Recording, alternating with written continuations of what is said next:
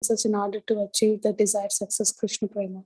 Once again, I thank everyone for joining the Bhakti Sangha conference call today. Let us move to our next session, which is Srimad Bhagavatam class. May I know who all have joined the class this morning?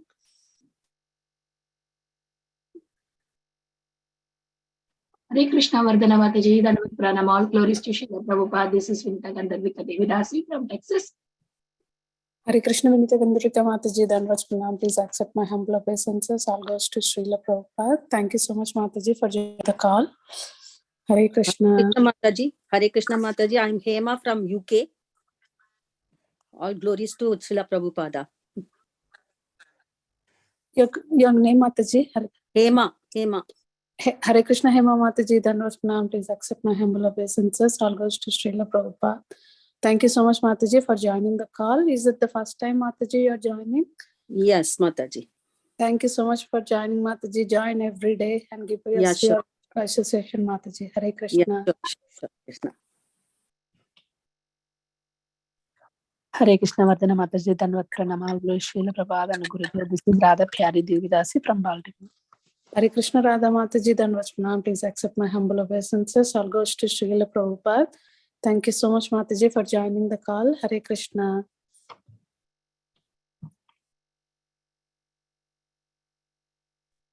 Hare Krishna Vardhana Mataji, Dandavat Pranam, all glories to Srila Prabhupada, all glories to Guru Maharajas, and all glories to the assembled devotees.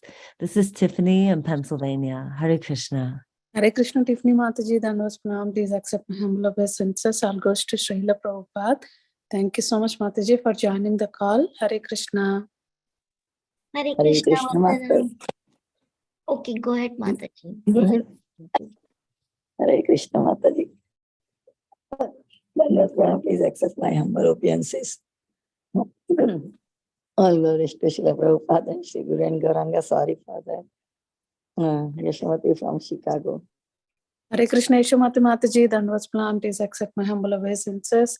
All goes to Srila Prabhupada. Thank you so much, Mataji, for joining the call. Hare Krishna.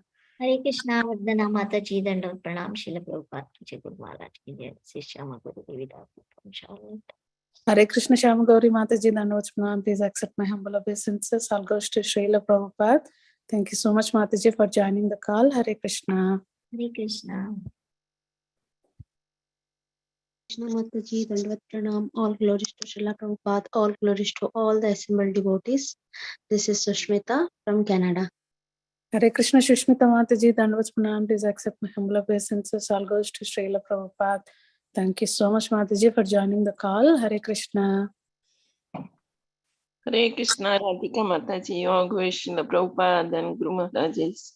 My humble obeisances to you and all the devotees. This is Krishna Kumari Devidasi from Raleigh. Hare Krishna Krishna Kumari Mataji, Dandavat Pranam. Please accept my humble obeisances. All goes to Srila Prabhupada. Thank you so much, Mataji, for joining the call. Hare Krishna. Hare Krishna Mataji, Dandavat Pranam. All glories to Srila Prabhupada, all glories to Guru and Gauranga, all glories to assembled devotees. This is Charlie from Charlotte. Hare Krishna. Hare Krishna Mataji, Dandavat Pranam. Please accept my humble obeisances. All goes to Srila Prabhupada.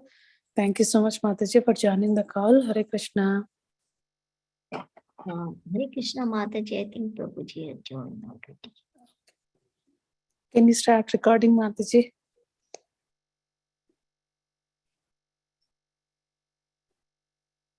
Yeah, Mataji, we will start. Let's continue. We'll start.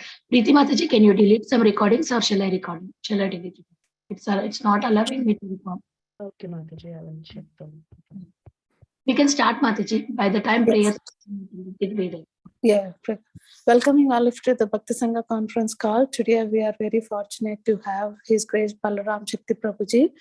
Prabhuji is going to enlighten on the Srimad Bhagavatam, 6th canto, 8th chapter from 34th verse onwards. Before going to the class, I will hand out the call to Sureshwar Sham Prabhuji to give brief introduction of Prabhuji. Hare Krishna Prabhu, please take out the call, Prabhuji. Mataji, we are not doing introduction. Okay, Mataji. Hare Krishna Balaram Shakti Prabhuji, Dandavat Pranam, all goes to Srila Prabhupada. Thank you so much, Prabhuji. for giving your valuable time and association to us this morning and enlightening on the topic of Srimad Bhagavatam.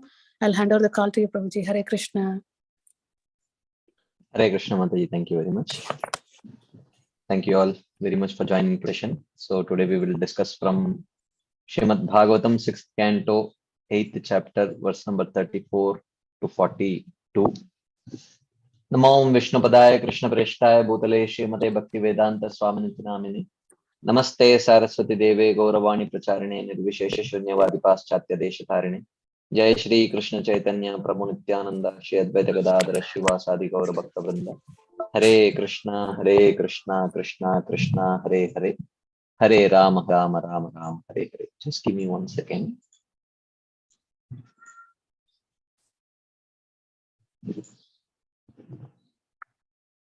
Okay. So we have been discussing, or you would have been discussing from this chapter which describes the Narayan Kavach shield. So today we will start from verse number 34 onwards till verse number 42. So, okay, I think I have some problem with my camera, so I'll stop it. So, okay, I'll chant the verse and then we will read the meaning and then we will go on till we come to a purport. Only the last verse of this chapter has a purport. So till then we will keep reading.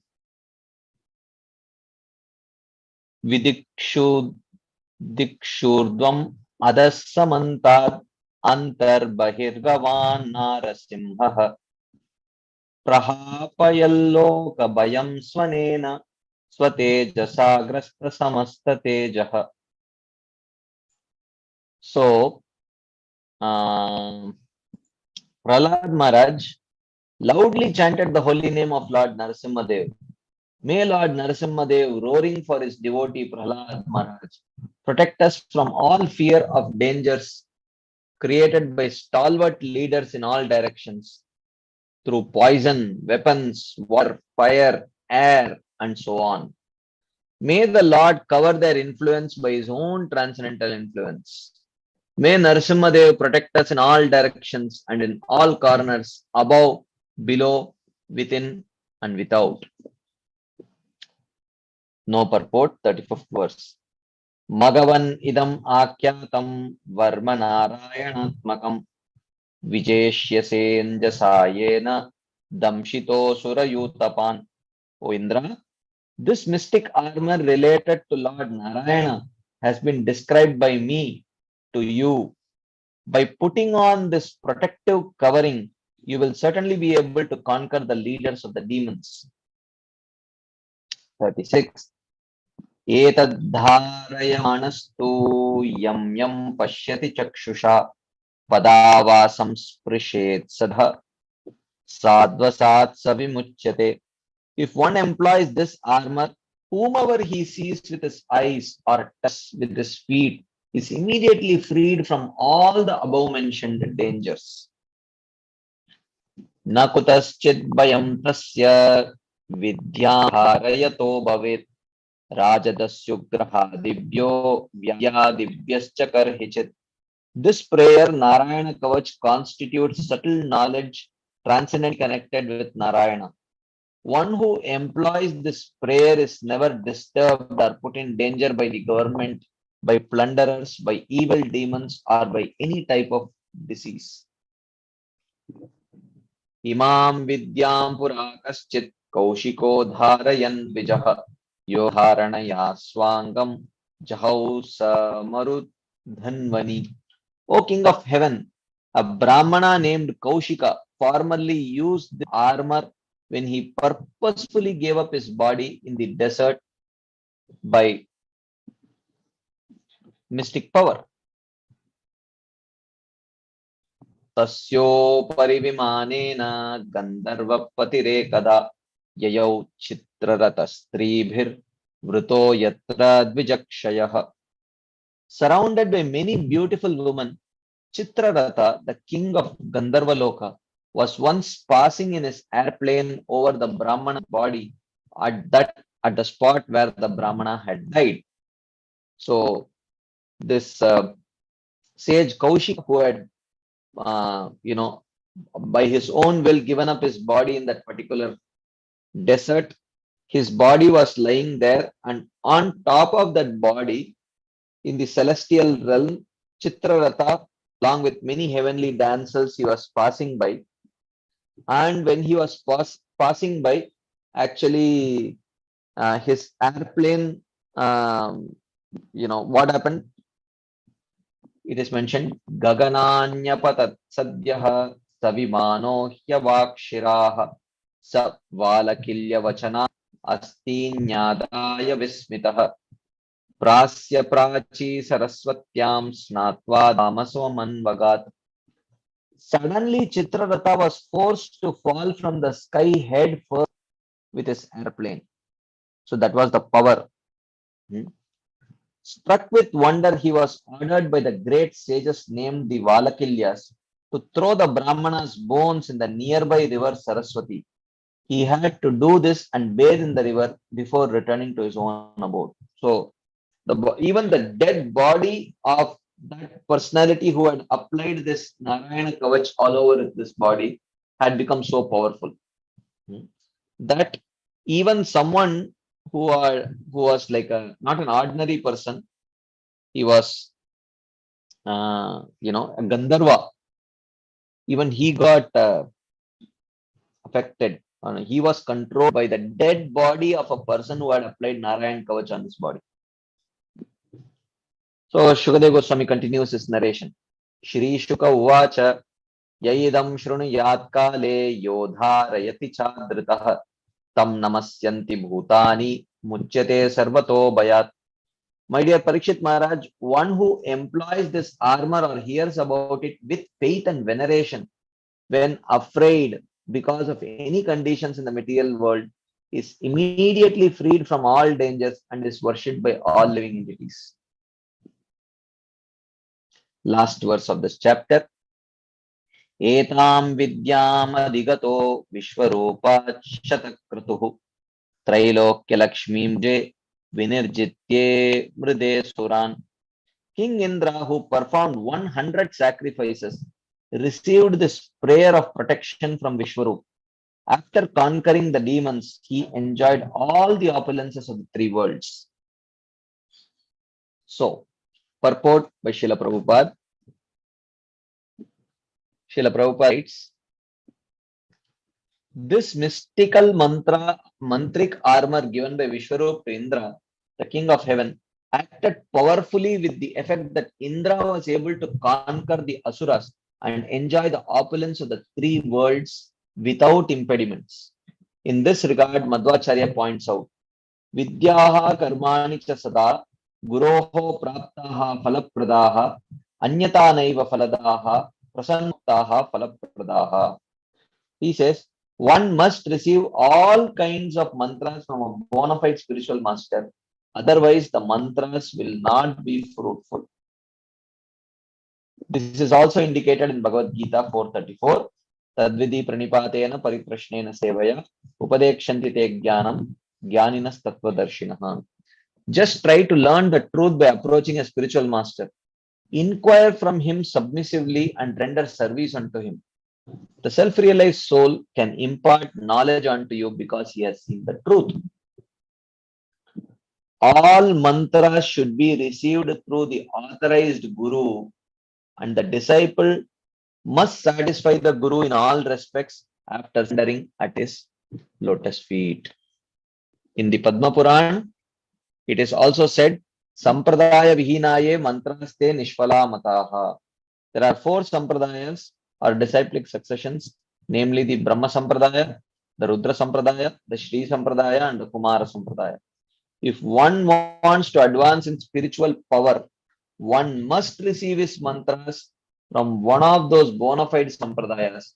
Otherwise, he will never successfully advance in spiritual life.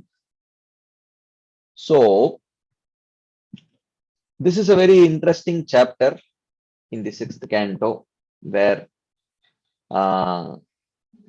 Indra receives actually the Narayan Kavach shield from Vishwarup to protect himself from the demons. So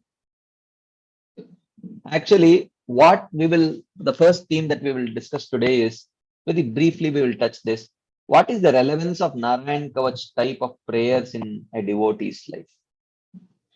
Okay. So ideally,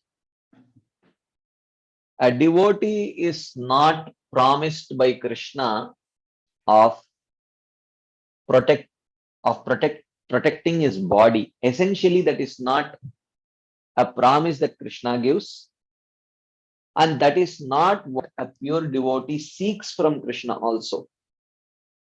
So he does not try to engage Krishna in kind of protecting his body, because a devotee, he learns to see even so-called dangers as an arrangement of Krishna to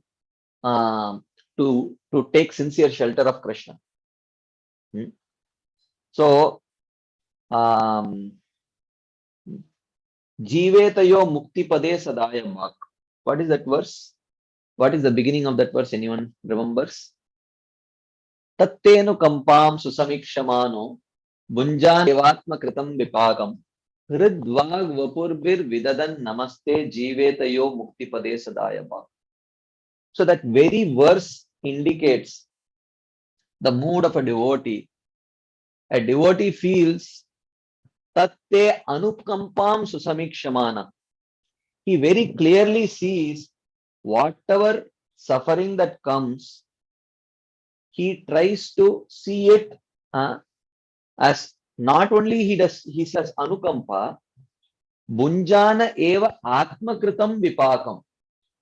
So he sees whatever is suffering is coming to the devotee, he sees, I am suffering because of my own offenses. I misused my free will, and I engaged in offending devotees. I engaged in offending the holy name, offending my guru, and all the suffering that is coming to me is due to my own offenses. Bunjana eva atmakritam vakam. So the word bunjana means he is willing to undergo the suffering, and he does not try to neutralize it. Well, we will touch this point little bit. But at the same time, he is also able to see Krishna's anukampa, his compassion in bestowing the suffering in such a way that the devotee is inspired to seek shelter of Krishna's lotus feet. Therefore, while the devotee is willing to undergo that suffering, it also generates gratitude, because not only does he see suffering a result of his own offenses, but he also sees Krishna's hands. That is why Hridvag Vapurbir Vidadan Namaste. That is why with his heart, with his words, and with his body, he is again and again offering obeisances to Krishna, expressing his gratitude, because he sees Krishna is even in giving this suffering, Krishna is pulling me closer. So a devotee is aware of Krishna's plans. Okay. So, but that does not mean that one may say that why can't we actually chant Narayan Kavach prayer for protection, right? Because it is a bona fide prayer given in Srimad Bhagavatam. Why can't we offer that? But this prayer is given to Indra, who was a mixed devotee and who actually desired that kind of protection, and who was not necessarily seeing the hands of Krishna, and he was not necessarily using that as an opportunity to surrender to Krishna. So for such people, this kind of Narayan Kavach kind of prayers, may Narasimha protect my left hand, may Rishikesh protect my right hand, may some other one protect. We don't want to disturb the Lord for these kind of things, for protection. I mean, we have full trust that Krishna will protect irrespective of whether we ask for it or not. Irrespective of whether we ask for it or not, we pray for Krishna's protection. But Krishna's protection is guaranteed for the devotee, not necessarily his body. So that is not guaranteed. So we don't essentially pray for that. But sometimes, so if a suffering is given, should a devotee try to neutralize it by approaching a doctor or something like that? Or should he just tolerate it, knowing that Krishna only has orchestrated the suffering? So this is where we understand that, our ability to tolerate is directly proportional to our spiritual advancement.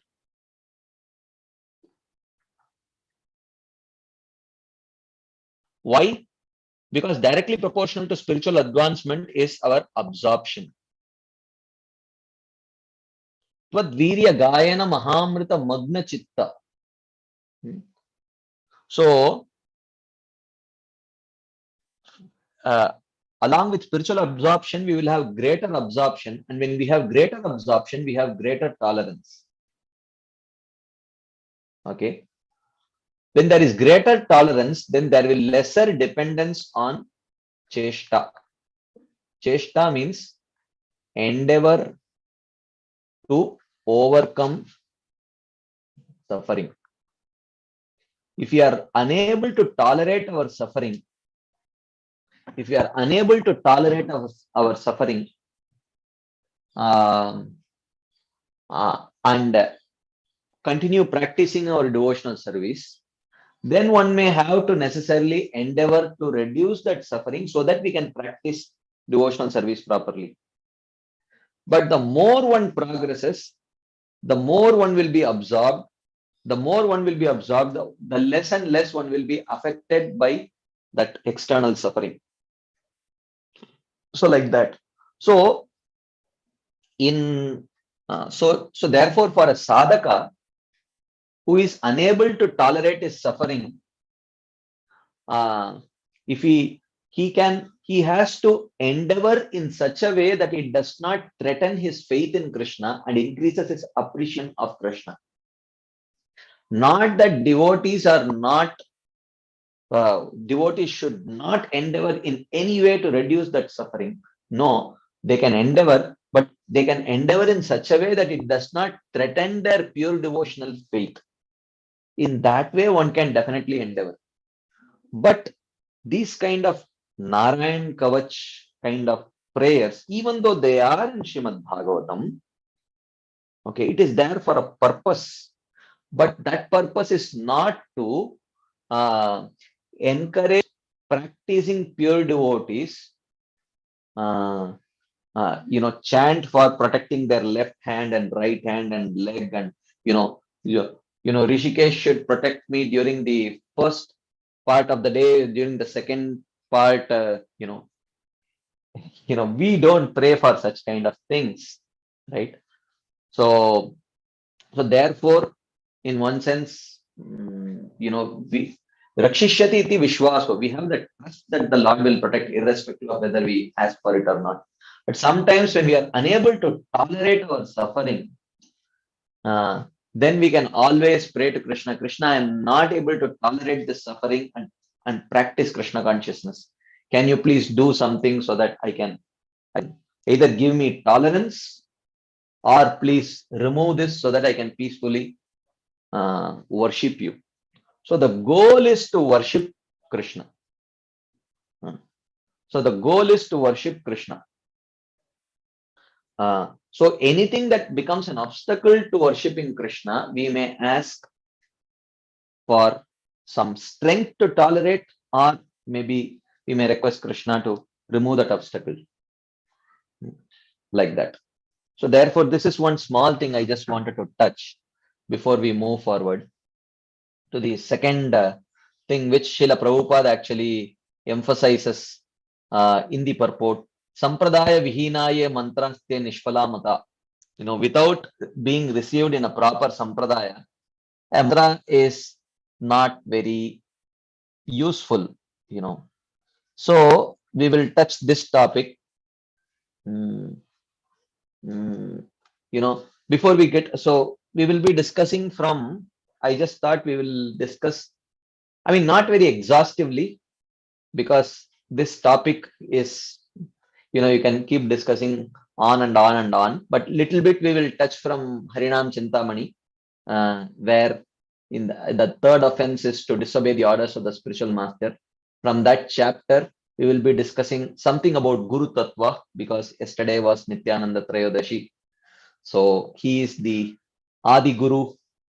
So I thought we could take this opportunity, because Srila Prabhupada in the purport also is talking about the importance of receiving the mantra from a bona fide parampara.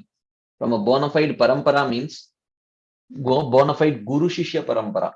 It has to come properly. So we will try to understand the importance of Guru and Parampara. So if you see in the 64 limbs that Srila Rupa Goswami talks about, the first 5 limbs are connected to Guru. The first 5 limbs are connected to Guru. Adau Guru Padashraya. First, taking shelter of a Guru is the first limb. Shri Krishna Dikshadi Sikshanam. Taking Diksha and acquiring knowledge from him. Vishrambena Guror Seva. Serving the Guru with respect. Sadhu Vartma Anuvartmanam. And learning from him how to properly follow the rules of the scriptures as approved by acharyas. Okay. And which scripture is bona fide, which scripture is not bona fide. Amongst the bona fide scriptures, which are the scriptures which are applicable to me according to my adhikar? What is my adhikar? And what is to be followed, what is not to be followed according to one's adhikar? All of this has to be learned from the Guru.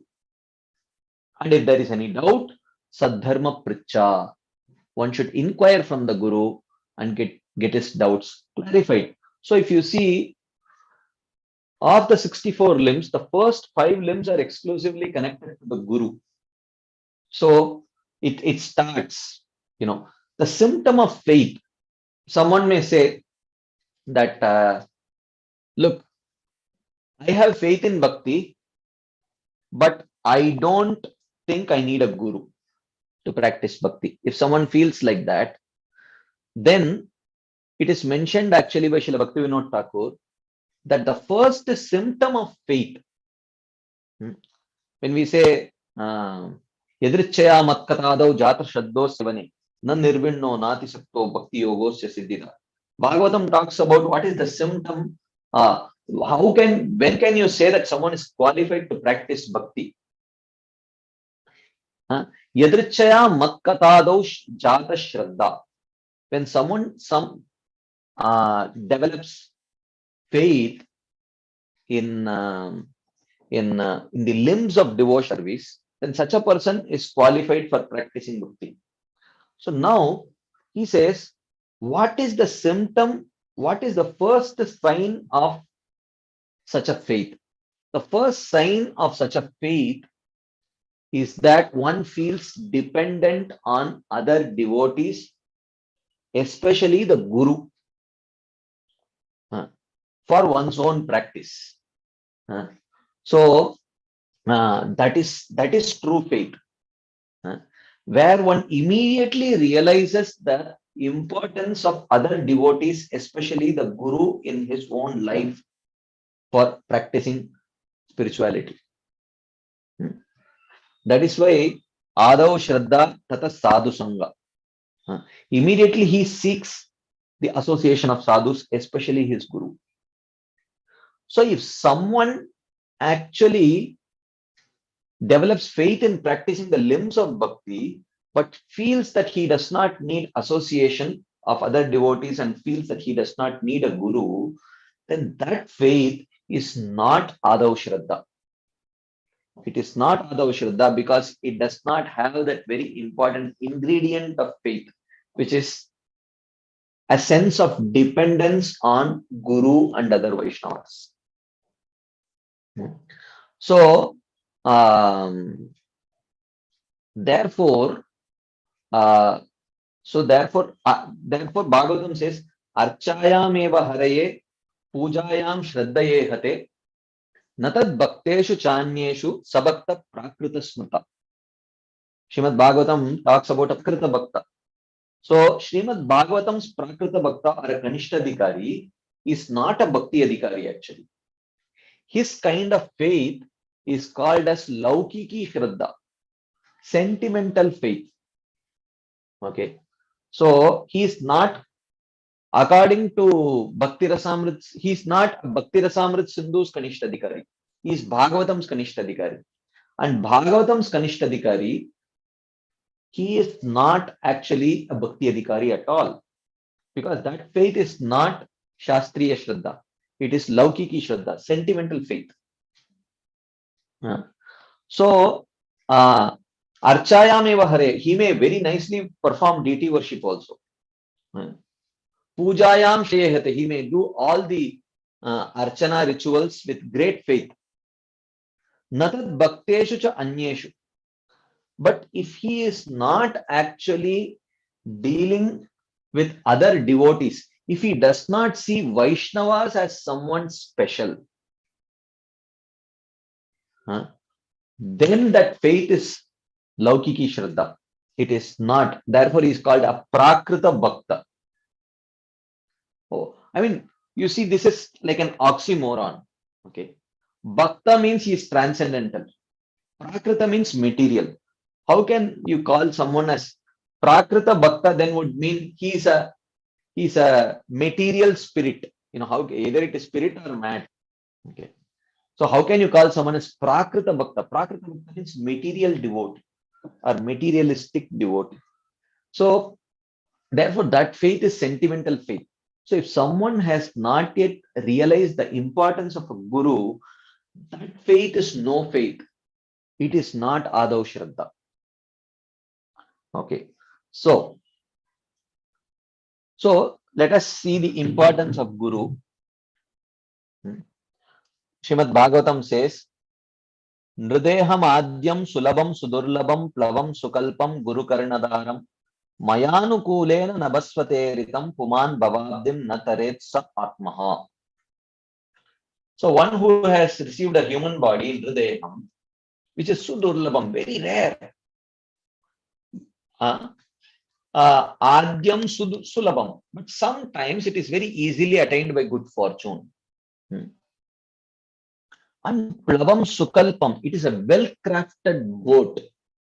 And guru karnadaram, and the guru is compared to the captain of that ship. Maya anukulena navasvata iritam. And when you are flying in the ocean, you also need favorable winds to push you. So the desire to serve the Lord, that service attitude is compared to that favorable wind. But still, Puman Bhavabdim Nataret, despite having such a well-crafted boat in the form of the human body, despite having a captain in the form of the guru, and despite having the opportunity to perform devotional service, if one still refuses to cross this ocean of material existence, sa atmaha, such a person is a killer of himself. Harinam Chintamani Srila Bhaktivinoda Thakur says, having wandered from one body to another in 84 lakh species of life, through unintentional pious activity, the jiva obtains a human body. The human body is a rare opportunity because only in this form can the living entity perform devotional service properly. Therefore, in Bhakti Rasamrita Sindhu also, Srila Rupa Goswami says, talk about qualification for bhakti. He says, Nrimatrasya adhikarita. If someone is a human being, one has to be at least a human being to practice devotional service. So, as a demigod, one has the tendency to enjoy, and as a lower animal, one has no capacity for knowledge. So, even a demigod body is said to be not so favorable. Atishaya Indriya Utsavat. The demigods themselves say that there is so much scope for enjoyment in Swarga that it distracts one from focusing on one's spiritual duties. But in the human form of life, the living entity can progress back to his constitutional position with Krishna. Therefore, if one does not take care to attain Krishna in this temporary body, one will die and obtain some other body, losing the opportunity to escape from the material prison. Neha Vikramanashi Pratyavayo na vidyate Swalpamopyasya dharmasya trayate mahato bhayat. So if one even little bit starts practicing devotional service with proper faith, then he's certainly guaranteed a human body in the next life. That is guaranteed. But if he does not worship, then human body is not guaranteed. He may lose the opportunity to escape from the material prison, because that escaping from the material prison is possible only if one has human birth. So the intelligent person, having attained a human birth in this world, will take shelter of a spiritual master who will act as a captain to guide the jiva over the ocean of nature with the instructions of Bhakti Yoga.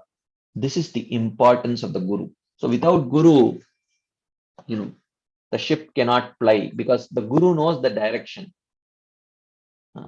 The captain of the ship only knows the direction. So without that captain, there is no use of that ship, because the ship cannot cross over the ocean of material existence, because there is no one to guide it in the right direction. So having said that, what is the qualification of a Guru?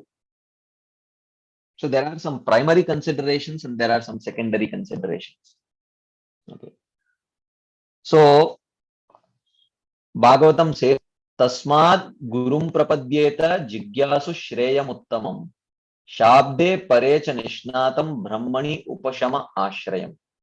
Tasmad, for Uttamam Shreya Jigyasu. Any person who seriously desires real happiness, the ultimate happiness, Gurum Prapadyeta, he should surrender to a Guru. And what is the qualification of Guru? Nishnatam. Nishnatam means very expert, very conversant with Shabde. Shabde means Shabda Praman. But here Shabde means only Bhakti scriptures. He may not necessarily know the Dharma Shastras or the Jnana Shastras or the Yoga Shastras. That is not a prerequisite. What to speak of in today's day and age, we do hear even devotees say that that even devotees should know Dharma Shastras. But here it is mentioned, even for a guru also need not be an expert in Dharma Shastras. He has to be an expert in Bhakti Shastras. So Shabde here is explained by our Acharyas as Bhakti scriptures, not just all kinds of Vedic scriptures. Shabde means here, in this context, it refers to the Bhakti scriptures. So he should be conversant in the Bhakti scriptures. That does not mean he will have all the shlokas at his fingertips and he will be able to chant those shlokas by memory. That is not what it means. What it means is that he knows the essential conclusions of the Shastras. He knows what is a negotiable detail, what is a non-negotiable principle. That is most important. So this has nothing to do with knowledge of the language, ability to memorize the shlokas. This has nothing to do with that. This has something to do with one's ability to extract the essence. he has to be a Saragrahi Vaishnava who is capable of extracting the essence from the details. So that is the meaning of Shabde Nishnatam. He is conversant with the Bhakti scriptures and Pare Brahmani, and accomplished in hearing and chanting about the Lord. So he is accomplished in hearing and chanting about the Lord. So which means he's absorbed. He is absorbed in hearing and chanting. That is a very important symptom.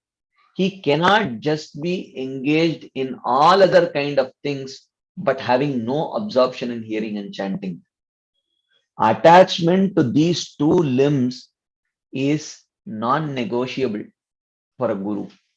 You cannot say there are 64 limbs, so it does not really matter what the guru does not have taste for hearing and chanting, or he lacks absorption in hearing and chanting. Look at what the practical services that he is doing. Yes, all that is fine. We fall at your feet for that, but not at the cost of absorption in hearing and chanting. These are non-negotiable limbs according to Srila Rupa Goswami. So, and then what is the proof? What is the visible effect of being conversant with the Bhakti scriptures and accomplished in hearing and chanting? Upashama Ashrayam. He is fully tranquil. What is the meaning of fully tranquil?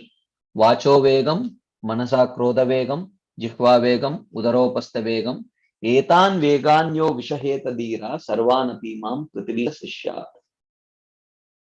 So the meaning of being fully tranquil, Upashama Ashrayam, means he is not affected by the 6 urges. That is the qualification of a guru. Tasmat gurum prapadyeta jigyasu shreyam uttamam shabde parecha nishnatam brahmani upashama ashrayam.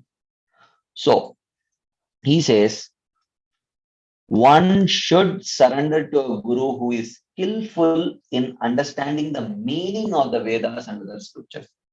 If he does not have this quality, the faith of the disciple will become weak, since he will not be able to destroy the doubts of the disappointed disciple. This is most important.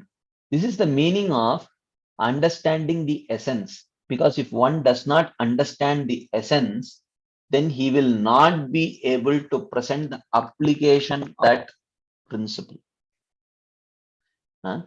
So this is the meaning of Saragrahi. One may know all the details, but if he has not understood the essence, he will not be able to apply that principle himself in his life and guide others to apply the principle in their lives. So therefore, he will not be able to dry the doubts. So if he does not have this quality, and the faith of the disciple will become weak, since he will not be able to destroy the doubts of the disappointed disciple. He should be capable as well in realizing the Lord. Okay. Otherwise, his mercy will not bear results. So one should be God realized, truly, to be qualified to be a guru. So the position of being fixed in realization of the Lord is described. So how do we know? Because realizing the Lord is an internal thing. How do we externally know if he has realized the Lord or not? Upashama Ashrayam. Upashama Ashrayam means he is not under the control of anger and other urges. The 6 urges, he is not under their control. So this is the qualification of a guru. In Harinam Chintamani also, it is mentioned, Srila Bhaktivinoda Thakur writes, one should approach the qualified guru, that person who is a devotee of Krishna and has conquered over the senses, and inquire submissively from him. You see, again, conquering over the senses. Of course, this should be a byproduct of, because even the Jnana yogis or the Ashtanga yogis are very sense controlled. So therefore there should be absorption in hearing and chanting, and that must lead to upashama ashrayam, the ability to control the urges. Being satisfied with his answers, the jiva takes initiation from him and thus crosses over the material ocean. Having attraction for Krishna, he will give up useless material logic, take shelter of higher knowledge, and receive mantra initiation from the spiritual master. So when he comes in touch with the Guru and gives his heart to the Guru, then immediately the dependence on material logic will go away and he will take shelter of the path of Krishna consciousness.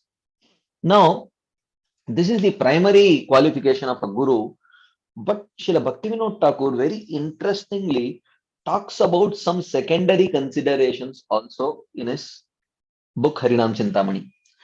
So Harinam Chintamani essentially is a book which talks about overcoming the 10 offenses. Okay, primarily, most of the chapters talk about that. So in that, talking about the third offense, which is disrespecting a guru or disobeying the orders of a guru, it is mostly due to sometimes secondary considerations. What are these secondary considerations? We are going to see that. So Srila Bhaktivinoda Thakur says, one who is a grihastha should accept a guru but remain in his duties of varnashrama. If a brahmana is a Krishna devotee, hear carefully, if a brahmana is a Krishna devotee, he can serve as a guru for the varnas. But if there is no suitable person of brahmana birth, one can receive initiation from a guru of another varna. So now the point is, the first thing that we hear is Naham Vipro na Chanarapati, Napi Vaishyo na Shudro, Naham Varni na Chagrahapati, Na Vanasto Yatirva, Kintu Prodyan Nikila Paramananda Purnamritabder, Gopi Bhartur Padakamalayur Dasa Dasanudasa. So I am not a Brahmana, I am not a Kshatriya, I am not a Vaishya, I am not a Shudra, I am not a Brahmachari, I am not a Grihastha, I am not a Vanaprastha, I am not a Sannyasi, I am the servant of the servant of the servant of Krishna, who is the husband of the gopis. This we hear. Now here you are telling to accept a guru. See if there is a self-realized devotee who is a Brahmana. Brahmana means what? Brahmana by birth. So now why is Bhaktivinoda Thakur making this point? Because we have to, I will just touch this point. I will just add a slide here. Just give me just 1 second. I just want to add a slide to just make this point.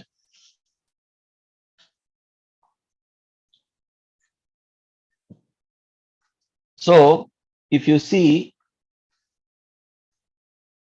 this is a very important principle to understand. There is the gradual path which the Vedas give for one who lacks pure devotional faith. Okay.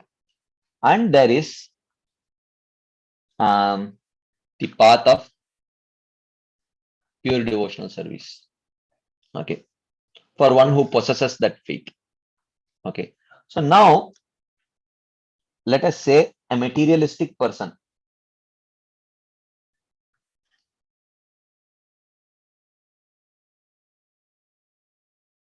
Okay. A materialistic person, he has false ego.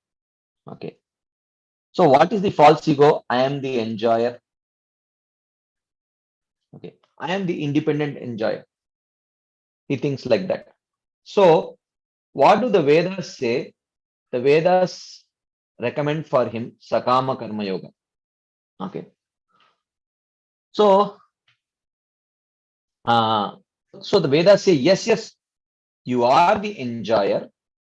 No doubt, you can enjoy as much as you want. But you know what?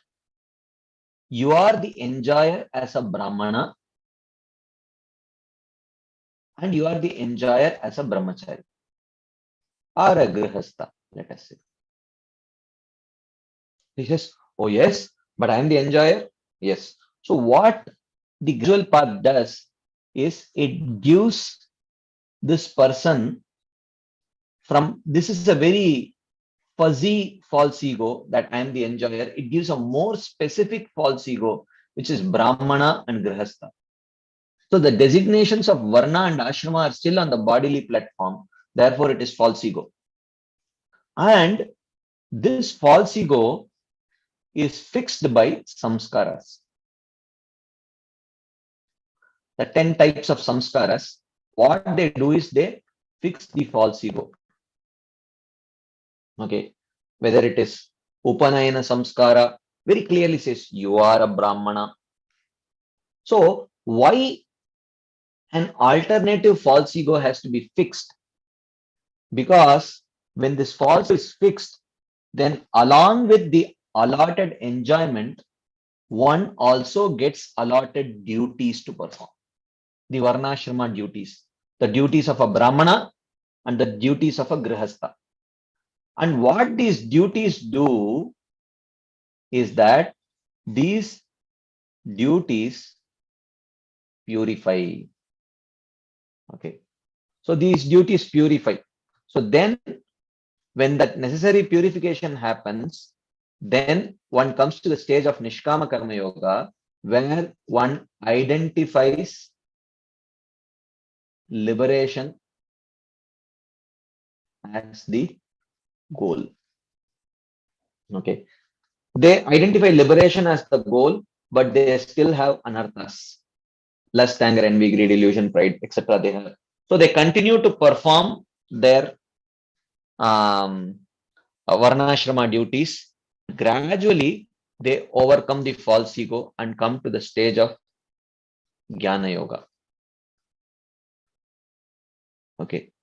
So where they realize that they are the soul. So this is, they come to the platform of true ego, but this true ego is also true but incomplete ego. Okay. And then by that they get liberation, which is also incomplete. So in this gradual path, there's people are given a designation on the platform of false ego. And that false ego is fixed by these samskaras. All these 10 samskaras that you see, they fix starting from Garbhadana samskara. Okay. In the traditional Vedic society, of course, devotees have a devotional, you can say, adaptation of these samskaras. This is not strictly the Vedic samskaras. In a traditional Vedic Garbhadana samskara, a Brahmana husband and a Brahmana wife come together and perform certain rituals. They don't chant Hare Krishna Mahamantra 64 rounds. They have other rituals for that. Attract a Brahmin soul, a Brahmana soul into the womb of the mother. That is Garbhadana samskara. So right from the Garbhadana samskara, the soul, his false ego is fixed. You are a Brahmana, you are a Brahmana, you are a Brahmana. And as soon as he comes out, even the Namakaran samskara, the type of names, the traditional Vedic society, from the name of a person, you can identify which Varna he belongs to. So all these samskaras actually fix your false ego. And when they fix your false ego, they fix your duties also. And these duties are designed in such a way that they can purify your heart. When they purify your heart, one loses interest in things of this world, one gets attracted to liberation. And then gradually one transcends the platform of false ego and comes to the stage of true ego, and then they can attain liberation. So this is the gradual path. But on the path of bhakti, if you see a person, a materialistic person, or anywhere, just to compare apples with apples. So a materialistic person, when he takes up to bhakti, Adau Shraddha, this actually, he starts with on the platform of true ego. From the beginning of bhakti only we understand and hear that I am the servant of Krishna. Okay. And just like the 10 types of samskaras fix the false ego, the 64 limbs of devotional service fix the true ego. Yes, you are the servant, you are the servant. You chant the names of your master, you hear about his glories, you hear about his pastimes, you serve the form of your master in the form of Archanam. So all these limbs actually fix the true ego. Okay. So, therefore, and these 64 limbs fixes the true ego, and the 64 limbs only purify us also. Cheto darpana marjanam. Okay. So, and therefore, anyways, so now coming back to, even though when we take up to the path of devotional service, we are immediately accepting true ego, but we always have an inertia of previous false ego. You know, we may have been a Brahmana. Okay. So even though theoretically we know, and we are, a sort of some kind of conviction there that, Yai Krishna Tattvaveta say Guru hoy. One who understands the science of Krishna, he is Guru. We know that. But somehow the inertia of our prior false ego may be very strong. Okay. Even though we know that we should not be seeing with this vision, but the inertia of that past false ego can be very strong, and that can influence our perception. So therefore, if we came from if we took up to bhakti from a platform of varnashrama, where we were, let's say, brahmanas, and if our guru has not to be a brahmana, that not that we may think that he is unfit to be a guru, but our strong inertia of prior false ego may influence to find faults in some external activities of that guru. So therefore, and if we start finding faults with the guru, then our fall down is guaranteed. So therefore, to protect the faith of the disciple, Bhaktivinoda Thakur gives the secondary consideration. Look, while the only consideration to become a guru is one should be a devotee and a perfected devotee. But having said that, in order to protect the faith of the disciple, in order to protect your faith, you better accept a guru who is not just qualified in Krishna consciousness, but also would be of a higher varna. Because otherwise there may be a tendency for you to offend him on the secondary considerations. Okay. Because of the inertia of our prior false ego. So if there is a choice, the Grihastha should choose the bona fide guru of higher caste. Not that it will make, not that a guru of a higher caste is more qualified, but just that the disciple of the higher caste should not actually end up offending the guru on the secondary considerations. Then his spiritual life will be doomed. So better choose a guru also of a higher caste. Okay. So, but in any case, so he says, but in any case, the main qualification by which to judge who is bona fide guru is how much the guru is about Krishna. Yai Krishna Tattvaveta, Sri Guru Hai. He may be a Brahmana or Shudra, householder or sannyasi, but this makes no difference in the guru's ability to deliver jiva. It makes no difference. This should be the main consideration in choosing a guru if one desires to progress to pure attraction for Krishna. In other words, if there is a qualified guru of high caste, again he comes back to the same thing. There is no necessity of a guru of a lower caste. So this is for protecting the faith of the disciple.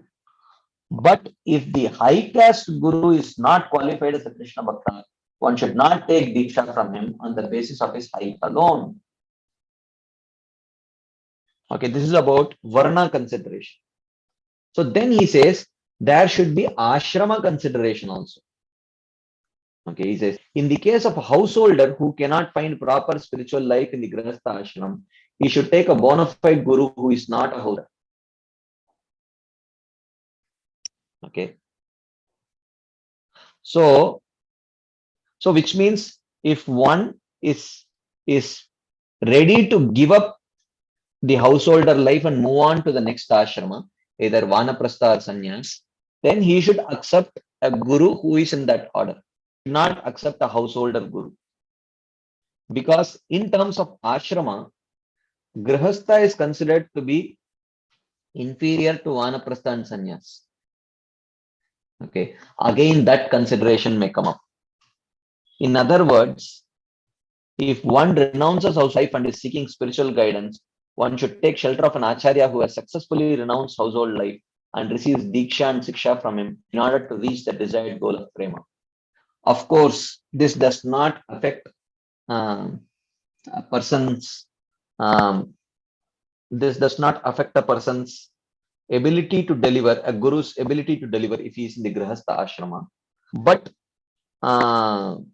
the person who is in the person who is in a Vanaprastha sannyas ashram, they may find it difficult because of this ashram considered Grihastha is considered to be inferior on the varnashram level. Okay, so therefore they may think that, oh, I am more renounced than my guru, finished. Then he cannot progress. Then he cannot accept the instructions from his guru. And if he cannot accept instructions from his guru, then it's over, right?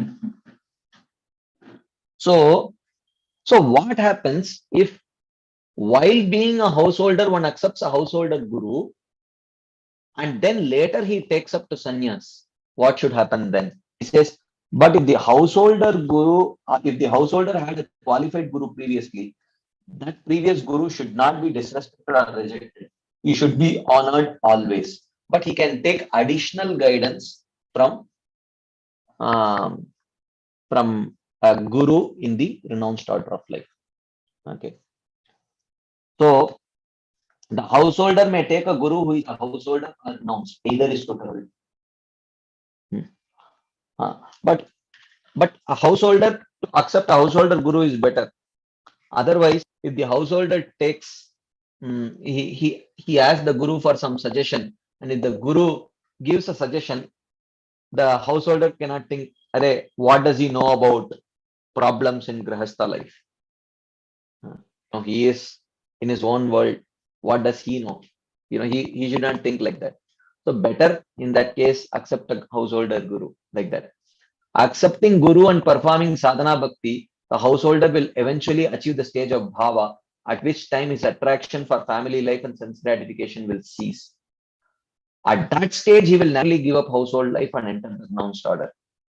So one should ideally, in our Krishna consciousness system, ideally, when one reaches the stage of bhava, naturally one's attraction to household life vanishes, then one can take up to the renounced order of life. Okay, so the householder, we have seen this person should seek out an acharya in the renounced order and take his instruction. So when one has reached the stage of bhava and accepted the renounced order, then one should approach an acharya. Okay, so this is what this is a very important consideration that Srila Bhaktivinoda Thakur mentions here. Very interesting also, that even the secondary consideration. So in today's day and age, how does this principle apply in today's day and age? Okay, so in today's day and age, it applies based on what we value, what is our value system. what is the value system that we are carrying into the realm of bhakti. Okay, so someone may value material education a lot, material education. So he himself may be very highly materially educated, very high, very strong in, material intelligence and material logic. So, and if he appreciates material educational qualification a lot, then it is better he accepts a guru who, apart from being very spiritually qualified, may also be materially qualified. So that later it should not happen that the guru says, hey, something which, sort of challenges science, and the disciple, and if the guru is not able to scientifically, sort of substantiate why he says what he says, then the disciple may sort of feel uncomfortable and it may challenge it, right? So, so therefore, in today's day and age, the application of this principle that Bhaktivinoda Thakur says, is something which is, we have to see its current day application. Like otherwise it becomes problem, right? Let's say there may be Indians, probably I will give some examples. Let's say this is education is one principle, and others, someone may come from a very strong, Hindutva type of, background, Vedic, anything that is Vedic is, or Indian is very precious. Anything that is non-Indian or Western is bad. If someone is carrying this kind of prejudice into the realm of bhakti, then better they accept a guru who also has an Indian body. Otherwise, this Western bashing, Indian glorifying mentality one may eventually start. It may creep into the realm of one's guru. So these are considerations. These are real considerations. Not that a Western devotee is incapable of delivering, but this mentality of the disciple, this inertia of past false ego, very strong past false ego and past prejudices, may make that person actually judge and criticize the guru, and it may make him lose his faith in that guru. So then, so therefore, such people, devotees should consider the secondary considerations also, not just the primary consideration. Okay, so this is a very valuable instruction that Bhaktivinoda Thakur is giving here. Then Thakur says, Guru may be of two types, one who gives Diksha with mantra and one who gives spiritual instruction. So this is Diksha Guru and Shiksha Guru. They are considered equal in importance by one who wants to advance quickly. Of course, the Diksha Guru and Shiksha Guru should have the same qualification. Anyone who guides is not necessarily a Shiksha Guru. So while one can receive Shiksha from a more advanced devotee, but the more advanced devotee by default does not become a Shiksha Guru. And one should not think that way also. The person who is giving Shiksha is not necessarily a Shiksha Guru. A Shiksha Guru means the same qualification as a Diksha Guru. Vacho Vegam, Manasa Krodha Vegam, Jika Vegam, Mudaropasta Vegam, Etan Veganyo Vishaheta Dira, Sarvana Pimam, Prativimsa Shishya. Okay, so whether it is a Diksha or a Shiksha Guru. So when we talk about, we should consider Diksha Guru and Shiksha Guru on the same level. We should actually see, but the qualifications are also same, right? So, Tasmad Gurum Prapadyeta Jasu Shreyam Uttamam Shabde Parecha Nishnatam Brahmani Upasamashrayam. Okay, so therefore, yeah, so a person can accept only one Diksha Guru, but may have many Shiksha Gurus who give Sambandha. So Sambandha Gyan is given by the Shiksha Guru, and Sambandha Gyan is given by Shiksha Guru, and Abhideya Gyan is given by Diksha Guru. And for most of us, our Diksha Guru may be our primary Shiksha Guru also. So he says, the Sambandha Gyan or teachings handed down in the Sampradaya from the founder Acharya of the Sampradaya. Okay, that is Srila Prabhupada for us. These original teachings and the founder Acharya of the Sampradaya should be worshipped with all respects. You know, there is, for example, in the Ramanuja Sampradaya, Ramanuja Acharya is their founder Acharya. So there is a very exalted position allotted. So one should be loyal to his conclusions and instructions, not taking teachings from others. Okay. Not taking teachings from others. This includes other sampradayas. Okay. One should take as Shiksha Guru only a person who is following faithfully the teachings of the founder Acharya. To take initiation or teachings from a Mayavadi is useless. Whoever takes or accepts such unauthorized teachings simply goes to hell. Rejecting Krishna and learning anti-Krishna philosophy can only lead to ruination of one's life. So how can a person be guru and deliver others, not having achieved or being able to achieve perfection himself? So unqualified persons, especially those who speak this non-pure Krishna conscious conclusions, should not be accepted as guru, either for receiving diksha or for receiving shiksha. Thus, guru, whether shiksha or diksha, must be the servant of Krishna and an associate of the Lord eternally in Vrindavan, who has been especially empowered by Krishna. So the qualifications are quite high, you know. So now, how does one serve and worship the guru? How does one serve and worship this guru? Naninam Chintamani Srila Bhakti Thakur says, one should serve the guru with great devotion, knowing him to be directly empowered by Krishna, the dearmost servant of Krishna and one's own eternal spiritual guide. Sakshad Haritvena Samasta Shastre, Uktas Tadabhav Yata Eva Sadbihi. So, by such sincere service to the guru, one can cross over the material ocean. Now, what is the procedure for worshipping the guru? How do we worship the guru? Srila Bhaktivinoda Thakur says, first, one should worship the guru by offering padya, argya, etc. Then, taking his permission, worship the Lord.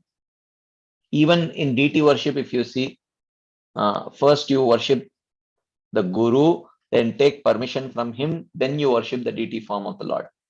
Right? Like that. Then one should offer Krishna's prasad to the guru, the Vaishnavas, the demigods, and the forefathers. With the guru in mind, one should worship Krishna, and with the guru in mind, one should chant Krishna's name. So, meditation on the guru is very critical in performing the other limbs of devotional service also. Let me see how we are doing with time. Okay. So now, talking about disobeying and disrespecting the guru, Srila Bhaktivinoda Thakur says, consequently, if one disobeys or disrespects the guru, that is offensive and will block one's progress in bhakti. As in the case of showing proper respect and devotion to the sadhu and to Krishna, clearly, by properly serving the guru and chanting the holy name, one can get quick success. So, this is very critical. You know, and all the considerations about sadhu ninda, they apply to the guru also in a much more pronounced way, right? Having firm faith in the guru, one can, by the strength of the pure name, attain the goal of prema.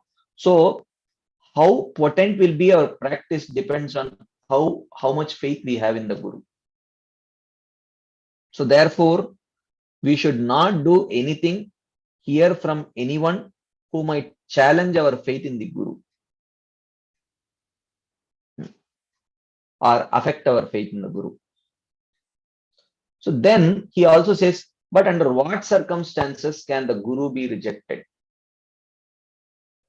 Srila Bhaktivinoda Thakur says, when should a Guru be rejected? He says, it may happen that through asat sangha, a Guru may lose his qualifications. Not that he never had this qualification, but through indiscriminate association, one may, or even by accidental asat sangha, where one slowly without knowledge gets pulled into that bad association, a Guru may lose his qualifications. Start as a big Guru, by committing nama parad, he loses his knowledge. So when he starts committing offenses, so then he loses his qualification. By offending other Vaishnavas, he loses the taste for the name and gradually falls under the control of wealth and women. Right? Such a Guru should be rejected. By the mercy of Krishna, that disciple will obtain a new bona fide Guru and take up pure chanting of the name again. So by the mercy of the Guru, by the mercy of Krishna, if the disciple is sincere, he will get another Guru. So if a Guru takes unsuitable people for disciples, he will have to suffer for that. And if a disciple takes an unqualified Guru, he will accordingly suffer. So whenever we talk about the Guru taking the disciple's karma, this is not exactly true.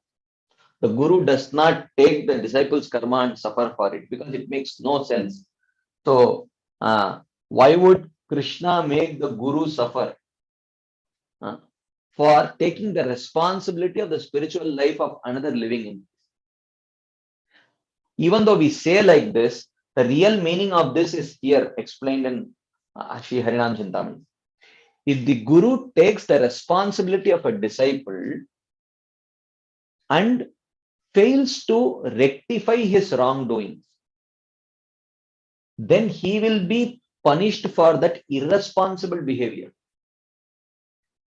Okay, that is the fact.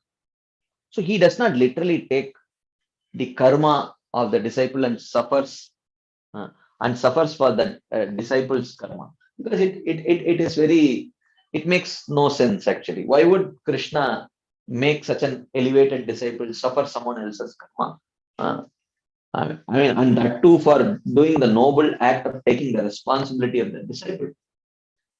Means that if a Guru takes, or if he indiscriminately wants to give diksha to people on the considerations of being, oh, he is very rich, he is very powerful, I can get some of my things done if he becomes my disciple. With such considerations, he gives initiation and then refuses to correct him and instruct him properly, so that we're thinking that, oh, if I correct him, he may leave me, then I will not get my wealth and all these things. With such considerations, then the Guru will be punished for his irresponsible behavior. But that is not like the Guru taking the karma of the disciple. It is not like that. Literally, it's not like that. But definitely, the Guru will suffer for the disciples' wrongdoings if the Guru does not take the disciple. So that is possible, and that is the point. In order to avoid these misfortunes, one should be cautious. On the other hand, as long as both Guru and disciple are properly qualified, the relationship will continue. So we say, Shakshudan Diloje Janme Janme Prabhu say. So is the relationship between the disciple and the Guru eternal? So here Srila Bhaktivinoda says, as long as both guru and disciple are properly qualified, the relationship will continue. Ideally, this relationship is eternal. But if the disciple becomes bad, the guru must reject him. And if the guru becomes bad, the disciple must reject him. So that eternal relationship is conditional. It is. It depends on both the guru and the disciple should be properly qualified. Otherwise, both may fall. Better one than both. If the disciple becomes bad, the guru should reject him. If he cannot correct him, or if the disciple is unwilling to accept corrections, or if the guru becomes bad, then the disciple should reject the guru. So if that does not happen, so he says, otherwise both will fall. So better one than both. That's what Thakur says. In order to prevent the pain of having to reject one's guru, we should first carefully examine him to see if he is a pure devotee of Krishna. Even in receiving a material article, one examines it for quality. Right? So therefore, one should through the guidance of the scriptures, one should see if the guru is properly qualified, and then one should accept the guru. Okay. Then talking about what is the right way of dealing with the guru, Srila Bhaktivinoda Thakur says, once having accepted a qualified guru, if one disobeys his instruction, one commits a grave offense. So take your time before you choose your guru, but having chosen, follow the instructions. So if one commits that kind of an offense of disobeying his instruction, even the demigods can fall down to hell. We see this. Okay. That's the episode that we are discussing, in Indra's case also, how he disobeys or how he disrespects Brihaspati and he suffers. Should the guru be respected? The guru's bed and seat, his shoes, his car, water from washing his feet, his image should be respected. If one fails to respect them or worship someone else as guru in the guru's presence, that is devious mentality, trying to minimize the bona fide guru. If the guru is bona fide and if the disciple worships someone else in the guru's presence out of a sense of disrespect, that is devious mentality. One should regard the guru as one's lord and master, obey his words and instructions, and when see him fall flat on the ground. One should loudly glorify the guru, never disobey his order, take his prasad remnants, and not discuss anything that the guru dislikes. So surrendering oneself humbly at the guru's feet, one should act so that he is pleased. If one acts in this way and performs Krishna Nama Sankirtan, one will gain all perfections. That is the statement of the Vedas. So the presence of a guru is very, very critical. Not critical, it is absolutely non-negotiable in a person's spiritual life. In fact, spiritual life does not begin if the person is not convinced of them for a guru, because the first symptom of qualification for spiritual life is one realizes the need for a guru. Okay. So basically it says that what to speak of the guru, all his paraphernalia, his seat, his slippers, everything has to be worshipped. It cannot be used by others. Just like that, you cannot do that. So he says, the guru will give proper teachings concerning the holy name, and after having established faith in the holy name in a person's heart, he will formally give him the name of Krishna or a mantra containing the name of Krishna to chant as his sadhana. This is called as Diksha. So then the guru, you accept the guru will give you Diksha. Okay. So now, in this regard, Srila Bhakti Tirtha Swami Maharaj, he has written reflections on the holy teachings. So he has written his reflections on the holy teachings, he has also written on Harinam Chintamani. On this particular point about the disciple should not use the guru's objects, he should deal with them very respectfully, the guru's seat, the guru's slippers and everything. So now Maharaj says, now how do you apply this in today's ISKCON? Right? How to deal with this in our institution? For instance, our institutional policy now states that one can sit on the same seat or Vyasasana as the Guru. What to speak of not using a Guru's seat? The Guru ends up using the seat which the disciple has already used.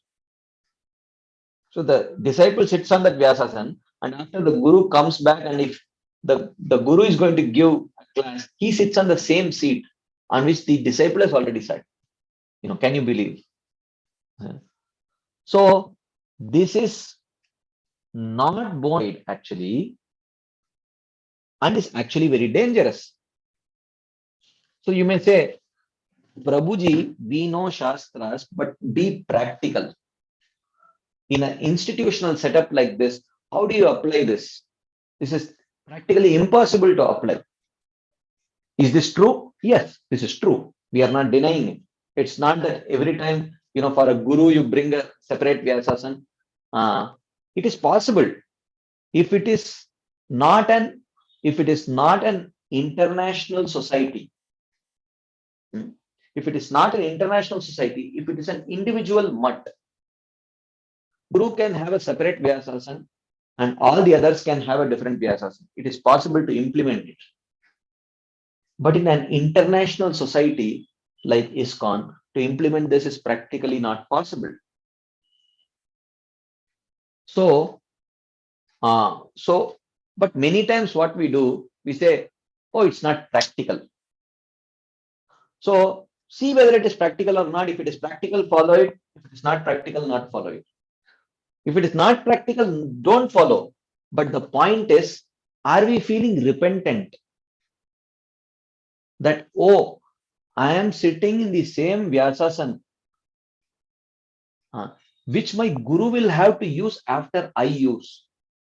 Are we even having some level of remorse? You say, oh, so just because it is not practical doesn't mean you don't feel a sense of remorse, regret, and embarrassment. So therefore, yes, it is practical, but if we don't have this attitude, you can't just blame. Yes, for practical considerations in an institutional setup, this is not possible. But that does not mean you should not feel regretful. Because the Shastras say means the Shastras say. So if we have the right kind of attitude, even if we may have, due to circumstances, if we may be forced to perform that offense, that can be excused. But if we don't have that attitude, right attitude, then there is no excuse. So Maharaj says, first we need to understand Shastra, and if we must act outside of Shastra, we should at least understand the danger. We should at least understand the danger. Although we might agree to implement a change, we should understand that it is meant for the benefit of the greatest number of people. In an institutional setup, we are implementing, yes, the same Vyasasana. We cannot have different Vyasasana for the Guru and other people. Okay. This is for the benefit of the greatest number of people. But nonetheless, according to the Shastras, this is not the right policy. You are not supposed to use the Guru's objects, his paraphernalia. If we act improperly, but consider it to be proper, it will later bring confusion and impotency. Later then, everything with the Shastras say, we will think that, oh, in an institutional setup, chalta hai, it is okay. Okay. So it is improper actually. First, we have to accept that it is improper. But then later, we may say for practical considerations, we have to, do this improper thing. Just because it is not practical does not make improper as proper. Right? So he says that if we act improperly, we cannot consider it proper, because it will later bring confusion and impotency. We should be ready to embrace Shastra at all times and accept the consequences as they come. Let the consequences come, let me face. One should not feel, oh, array, this is institutional rule, I should not be punished for that. No, because we are in the realm of mercy. On the realm of mercy, there is no question of entitlement and justice. There is no question of entitlement and justice. There is mercy from the giver of mercy, and there is pleading for mercy from the receiver of mercy. These are the only two emotions.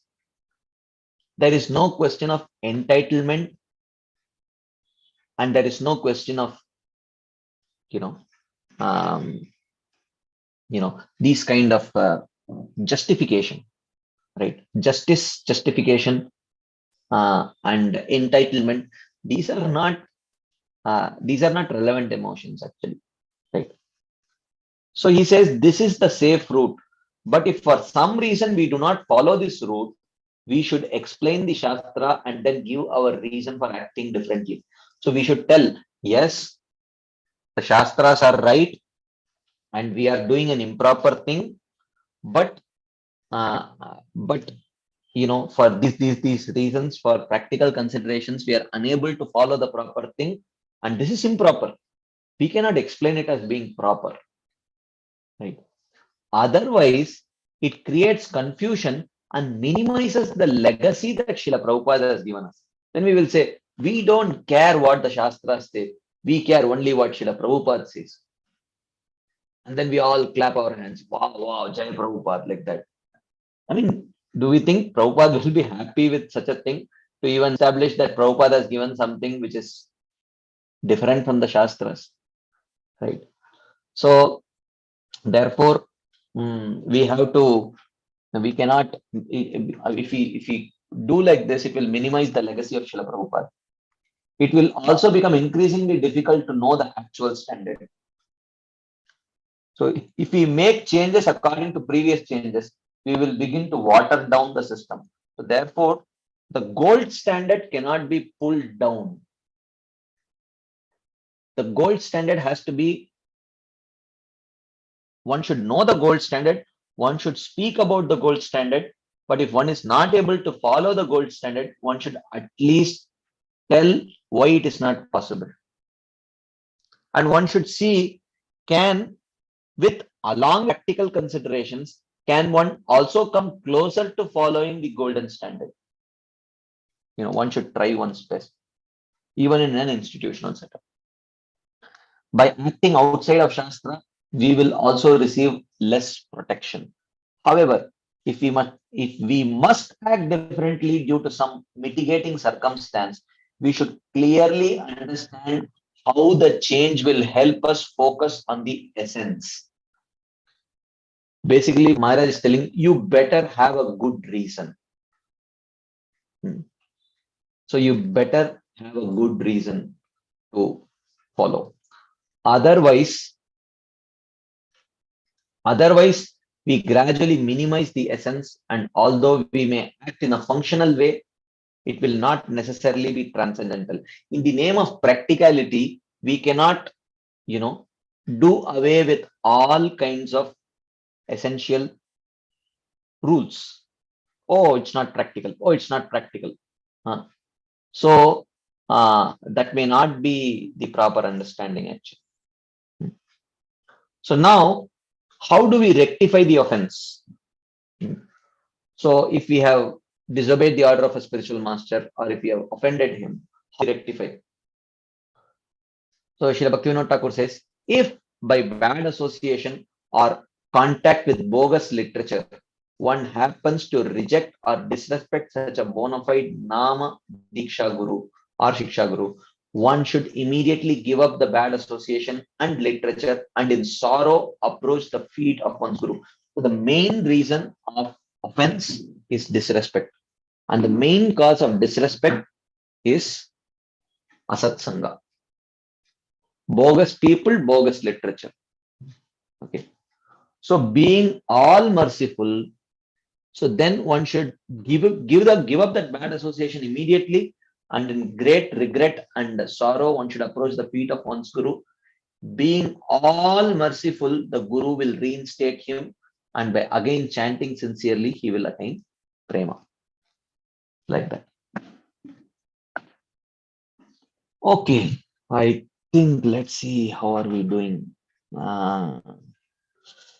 So I still have about 18 slides, but a few topics which I wanted to discuss some other time, because I want to leave some time for some questions and discussions. Otherwise, it won't be appropriate. So I want to discuss on this topic of Kali Yuga, institution, and Guru Tattva. How do you apply these principles? It's a complex system. Srila Bhaktivedanta Swami Maharaj beautifully explains this in his writings. And how do we deal with discrepancies in the Guru? This is also a very valid point, especially in an institutional lifestyle that we have. So these two topics I wanted to discuss. We don't have time, but I think we have to pause here and pause here for some discussion points, comments, questions. So I will end here. If there are any quick discussion points, comments, questions, anything anyone would like to share as add, you can please go ahead. I already see some hands up. So I will unmute. Muting and unmuting I will do so that there is no problem. So Supriya Mataji. Prabhuji, can you please share your slides first? I have many questions. Yes. Okay. Yes. I will share the slide. Just give me a second. Actually, you should have done this question answer session in between as well, because it's very difficult to write down all the questions or remember all of them. I understand, Mataji, but you start doing that and there will not be much portions covered. So I chose. That's how we it's do not for important long how courses. much. It's not important how much quantity we covered if it is not understood properly, right? Correct, Mataji. But okay, go ahead with your questions. Okay. So you just go next slide. There was liberation. You said material liberation and bhakti, something like that. Two partition. Oh, okay. So what is In that? What this one. Okay, what I wrote. Yeah, just give me a minute. I wrote that. This one. What is that in the material side? Gradual path. What is that? Liberation at the top. You said it's a imperfect liberation, something like that. This is Sahaja Mukti, impersonal liberation. Meaning impersonal Brahma Jyoti. Yeah. But you know what? So can you tell me what are the different, how one knows whether he got a liberation in the impersonal Brahman or in the Paramatma, or he has realized this? How one feels that, or what is his experience? What is his experience? Meaning how the person knows. How one knows? It depends Whether on the path that, whether he has achieved liberation or not. No, whether he has achieved liberation or not, and whether he has achieved which kind of liberation, how he knows. Yeah, if he has achieved impersonal liberation, then it is devoid of any kind of relationships. So there is no spiritual relationship established with Krishna, and he does not desire it. So, but in personal liberation, there is a relationship that one establishes with Krishna. Meaning in Paramatma realization. Not in Paramatma realization. There is, of course, I don't want to get into the details, but Paramatma realization is a prerequisite for impersonal liberation also. No, Bhagavan realization. what it says is, what I have read is impersonal liberation. When someone is liberated impersonally, he doesn't have any realization material about God's, Krishna's material or uh, spiritual dimension. Okay, meaning his those energies. He had just realized impersonal liberation. When he has a Paramatma realization, he at least understands material realization, meaning material potency of Krishna's material potency, material energy. But when he has a spirit, this thing, supreme, as a supreme face to face, when he sees God, he has both the realization of Paramatma and material and spiritual energy. Correct. But this is just a theory. It seems okay, but I still don't understand. So it's like, okay, you cannot just say, right, sugar taste sweet. Okay, fine, it is in theory, but if I have never tested what it means by sweet, I mean, if I don't know how the sweetness tastes, I wouldn't know, right? Correct. But the So point it's is, something like here that. we are talking, there is a qualification for realizing it also, right? So you cannot say, certain things need a kind of, to realize certain things, you need biological maturity. Like, say, for example, if you have to explain to a 5-year-old boy about the attraction between a male and female, he does not have that biological maturity to understand, right? So similarly, certain need actually intellectual maturity. If you want to explain to a 5th standard person differential calculus or integral calculus, he cannot understand because he does not have the intellectual maturity. So now, similarly, to understand certain things, so certain things will remain theory only, unless certain things need spiritual maturity or devotional maturity. So if we don't have that level of maturity, then we will not be able to realize. So therefore, how does exactly the impersonal liberation feels like and personal liberation feels like, that needs a particular level of spiritual maturity to actually understand, realize. No, why you should have a spiritual maturity to understand? Why you are assuming that?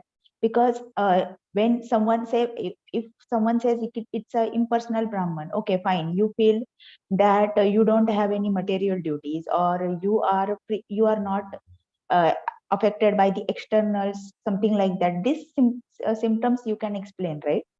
Without which, even how we would know whether we have reached this particular level or that particular level?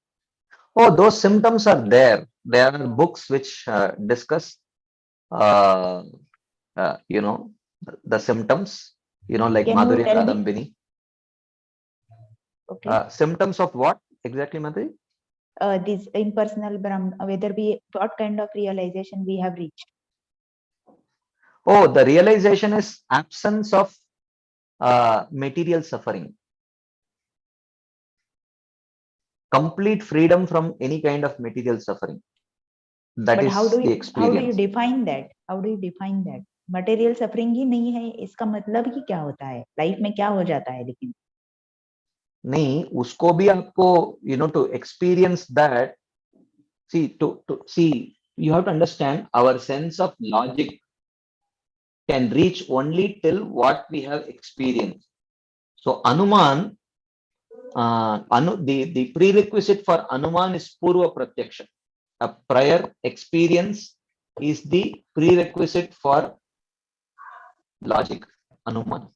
So if how it feels like, only to some extent you can understand, comprehend now, because that is beyond experience.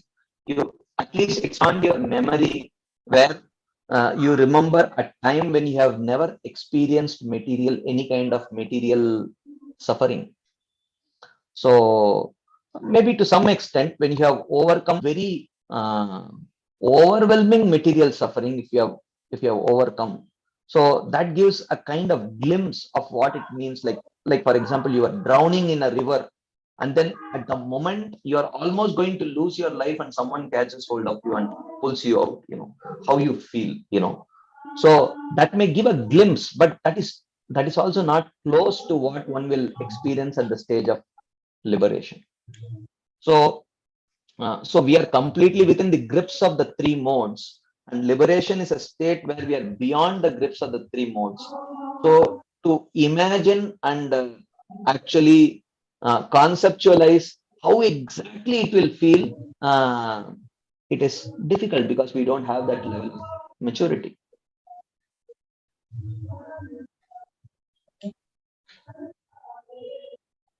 And can you go a little ahead? The next slide. Yes, Mata. Once again. You tell me what is the question about. I will go to that slide.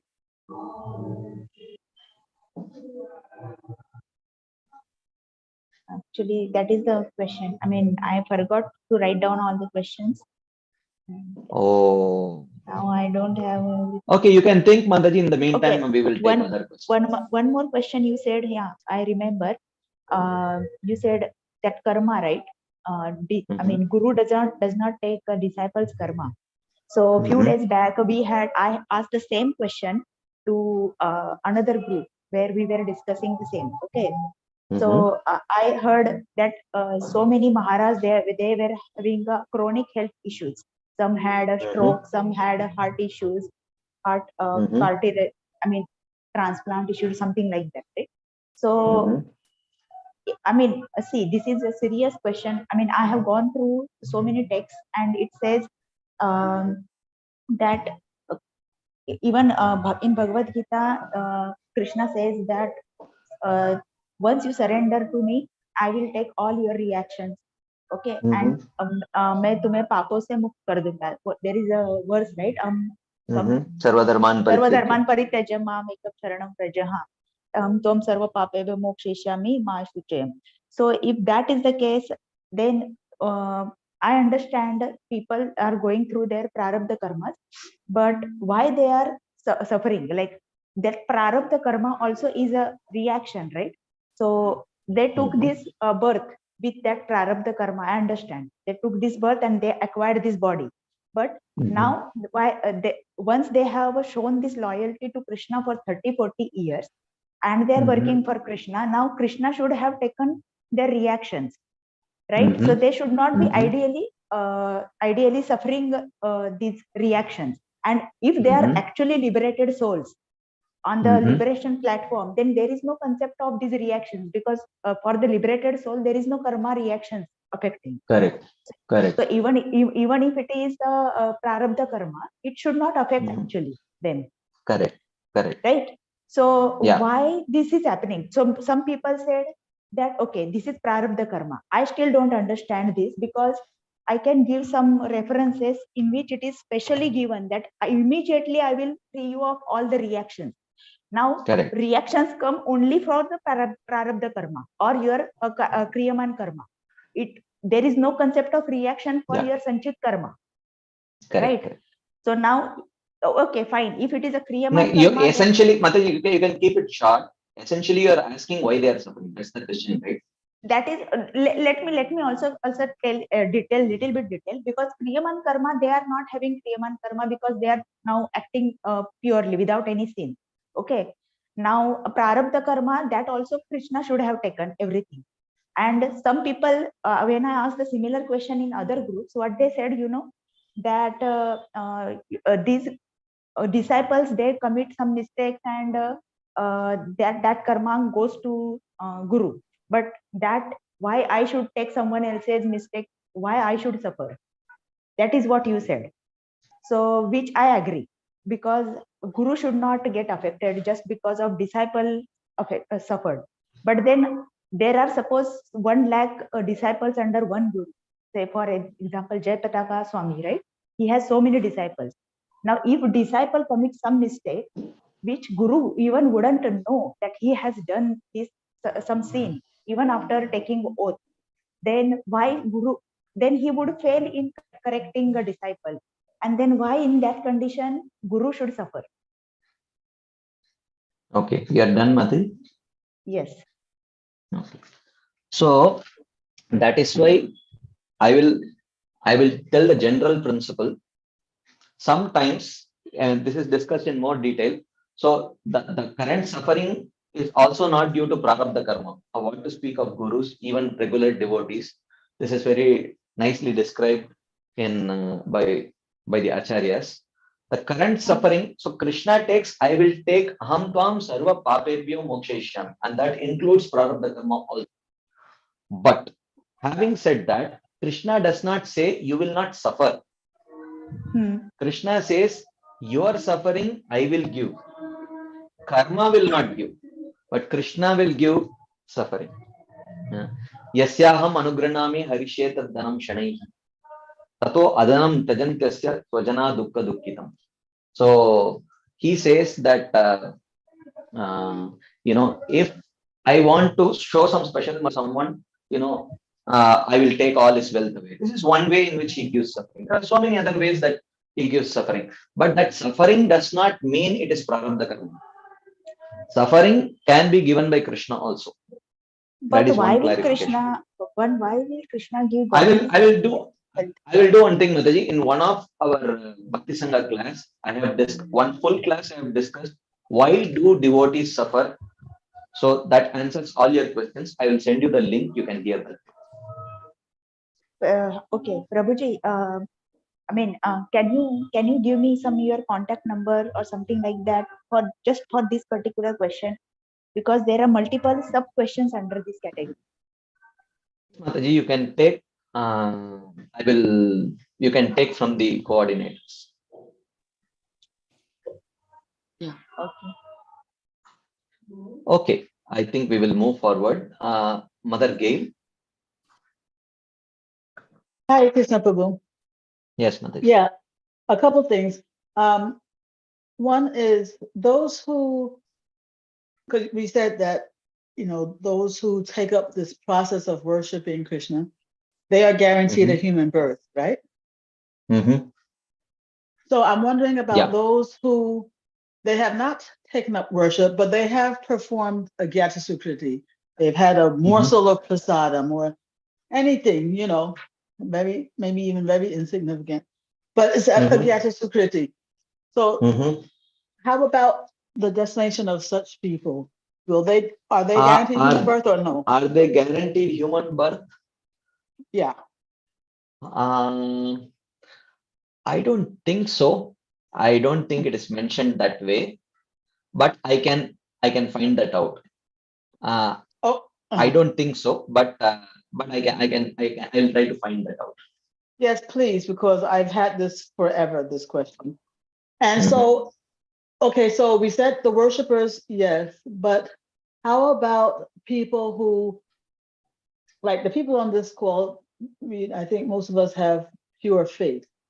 But what about those who have faith, but it's not pure? They have mixed devotion. Are they guaranteed? Oh, they have mixed devotional faith. Oh, yeah. Even there, at least if you see the 6th chapter of Bhagavad Gita, Krishna says that Shuchinam Shrimatam Gehe Yoga Prashto Vijayate. Even they are facilitated to, to continue their practice from where they left off. So some kind of facilitation is certainly there, even for them. So it's not just for devotees, even any practice which has even bhakti as a secondary element. There in the 6th chapter, he's talking about even beginner Ashtanga yogis and those who have practiced for a long time. He says that they will take birth in the families of other yogis from where they get that facilitation like that. Okay. And then what is the, just recently in your talk today, I missed it when you said there was something, a particular qualification of a guru that is very high qualification, but I missed what was that high qualification. a couple of qualifications was that, of course, they have to be very attached to hearing and chanting. They also have to be sadagrahi. But this high qualification, what was that one? I'm just trying to recollect, Mataji. I'm not able to immediately recollect. Oh my God. I think it has something, if I caught it correctly, maybe it has something to do with their eternal position in the spiritual world. Did it have something like that? Oh, yeah. Correct. Now I remember.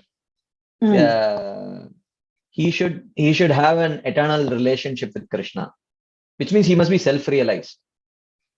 He's self-realized. So he knows his Siddha Swarup. Relationship. He knows his relationship with Krishna, ideally. But of course, I really wanted to discuss on the other two topics also which were there, which talks about, and then there are other sub things also. What if a guru has not realized his relationship, which means if he is not exactly on that platform, but definitely on very high standard, maybe at the level of ruchi or asakti, but has not realized his relationship with Krishna, what about that? So, and how would we know also? Huh? Also, how would we know? How are we supposed to figure this out as such a thing. Yeah. So certain things which are, you have to evaluate using the parameters which are externally visible only. And depending on your sincerity, Krishna will reciprocate also. So therefore, it is not just.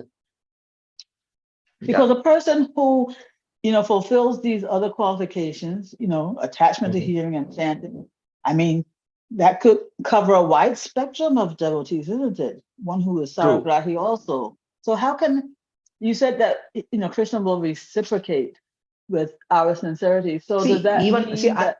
So even in case, if one, if one is sincere and tries, Krishna will guide. And let's say, even if one may choose a guru who may not be at that level. Okay, let's say one accepts a guru who is only at the level of ruchi. But that guru can also move from ruchi to asakti to bhava to prema. Generally, that transition is very fast. That is one thing. That is one understanding, right? Because ruchi means he will not eternally stay in ruchi only. Unless he starts committing some offenses, and because of which he starts regressing in his devotional life, right? So, and the second thing is, even though the Diksha Guru, if let's say hypothetically he is not at that great level, but good enough to be a guru, but may not be good enough, may not necessarily be at the stage of bhava or prema, then one's progress can still happen by accepting a Shiksha Guru who may be more qualified also. So if the Diksha Guru may not be so very highly qualified, but still definitely qualified to be a Guru in the Sampradaya, so then one can always accept a Shiksha Guru who is more qualified, and that way his progress will depend on the kind of Shiksha that he receives from a more qualified Shiksha Guru. So but the that thing is also possible. But the catch is that, your Shiksha Guru should be sanctioned by your Diksha, right? So for you to take Shiksha, so the Diksha, a real Guru, he should give permission for that, right? True. Because but at they least only want the best. What, Mataji? I mean, he should give permission because a real guru only wants the best. If he does not give that permission to take shiksha from a very bona fide, very advanced devotee, then his position as an advanced devotee itself is very suspect. Well, that's what I'm saying. That's why I said if he's a real guru, that's what I meant. True. Yeah, agreed. Okay, and also, well, two things. One is, what if a person... And before you move on to the next question, Mataji, I just want to clarify this. We are discussing a very exalted subject matter. So at no stage we should, I'm making a very general statement. At no stage we should, as a disciple, we should be very careful about, because this is a landmine that we are walking on. This thing, it can, we can get severely damaged. This is a landmine, and to approach this thing, we have to walk with that much care and great, what to say, great care actually, because anytime, and a landmine can just blow out, blow up, and then it can. So therefore we have to approach this, because that is why it is mentioned that take sufficient time before accepting a guru, and having accepted, we don't look back generally. Well, that actually is a segue into my next question, which is, what if, at the time of Diksha, a person, was truly felt that the guru was their Diksha guru, but then for, I don't know, some hypothetical situation occurs. I mean, maybe this is too specific for this class, but because I'm not even, but anyway, supposing it happens that for a particular person, they changed it. Not that something is wrong with their guru, but they're not feeling connected to their guru, or they just really don't feel inspired by their guru the way they used to. Then what to do for that person? Because it happens.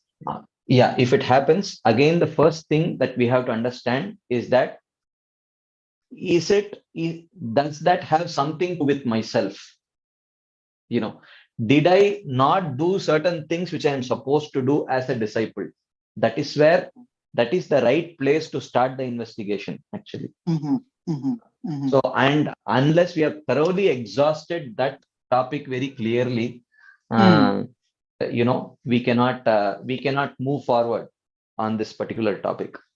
So if you are completely exhausted that I have done everything, but still, is it possible that gradually over a period of time, one may develop a different kind of feeling where they may feel like-mindedness with some other senior devotee, but not necessarily one's own Diksha Guru? Is that at all possible? Yes, it is possible. I don't say that it is not possible, but in that case, still, one does not necessarily have to give up one's Diksha Guru. One can always take Shiksha. That is, so why is the problem? Where is the problem there? One can always take Shiksha. Yeah, and again, that has to be sanctioned by the Diksha. Right? Yeah. That is, see, any bona fide Diksha Guru will actually not mind if the other person from whom you're seeking Shiksha is actually a bona fide Guru. So we are thinking that we cannot pull down the gurus to our level and think that they will also think the same way I am thinking. That may not necessarily be the case. Right. So yeah. But this example you gave is in the case where the disciple, I think you were saying, feels more like-mindedness with some other guru, right? Yeah. Okay, Prabhu. Just one last thing is when you said that the Shiksha Guru gives Sambandha and Diksha gives Abhideya. So, I thought that Diksha gave both Sambandha and Abhideya. So can you elaborate on this a little bit, please? Yeah, I mean, so it is not, Sambandha here does not exactly mean Sambandha Gyan, but Sambandha mean, and Abhideya does not. So actually both give both. Both the Siksha and the Diksha gurus give both. But in one sense, to practice particular kinds of abhideya or practices, you need the Diksha. So he does not give the knowledge, but he gives, like, for example, deity worship and other such things. For doing that, you need that Diksha or the second initiation. So he gives the qualification and teaches also ideally, the details as to, he gives the Gayatri mantra, and by that, you can chant and worship the deities and all those things. So it does not literally mean knowledge. It means the adhikar or qualification to do certain activities, certain. But in one sense, that need not be, because for most of the cases, the mostly for us, the Diksha Guru acts as the primary Shiksha Guru. There is no that kind of a very traditional differentiation anymore in ISKCON. So that need not be taken, very seriously. That's my understanding. Okay. So when we say, Shiksha or Diksha, they give Sambandha. What do we mean by Sambandha here? Sambandha Gyan means the general philosophical understanding. Because you said we don't mean Sambandha Gyan. I thought you just said that. It does not mean just the basic Sambandha Gyan. So it means, it does not just mean that. Sambandha actually means relationship. So making you ready to establish that relationship with Krishna, which also includes the Sambandha Gyan, actually.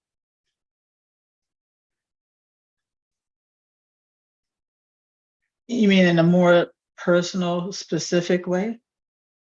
Yeah, probably. Okay. Thank you. And I hope you will be doing that second part that you didn't get to do today. Oh, like that, there are so many second parts and third parts remaining, which I never got. Oh my God. Yeah. Well, some part is better than no part, so please do something. Yeah.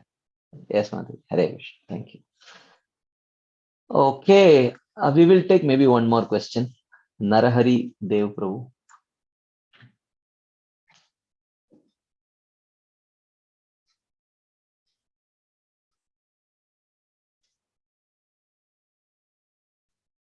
We cannot hear you, Prabhu. You're not audible.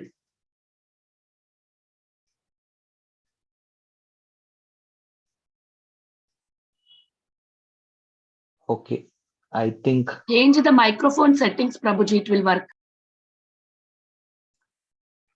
Oh, wait.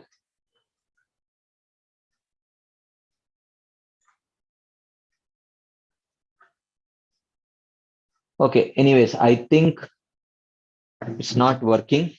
And I think it's time also. We have gone more than 2 hours now. So I think we will pause here, and I have other commitments.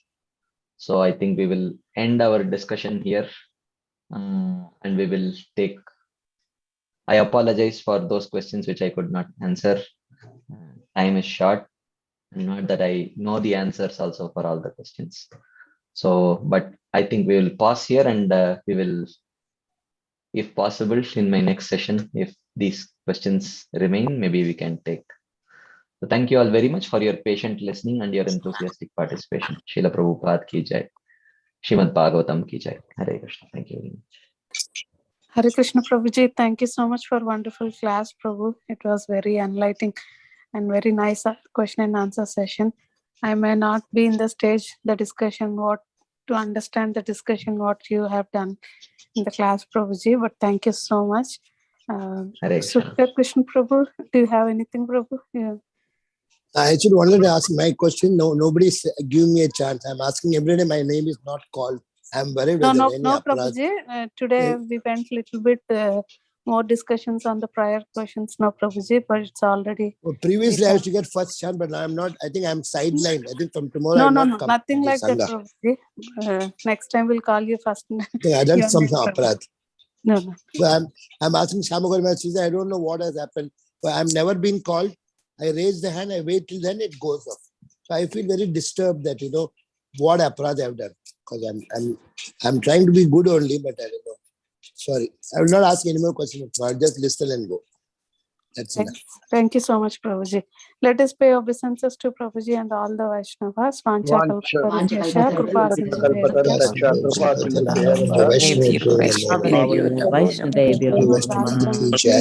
Srimad Bhagavatam ki jai. His great Balaram Shakti Prabhuji ki jai. Hare Krishna. Gauranga Hare Krishna. Nityananda. Thank you, Prabhuji. Gauranga, Nityananda.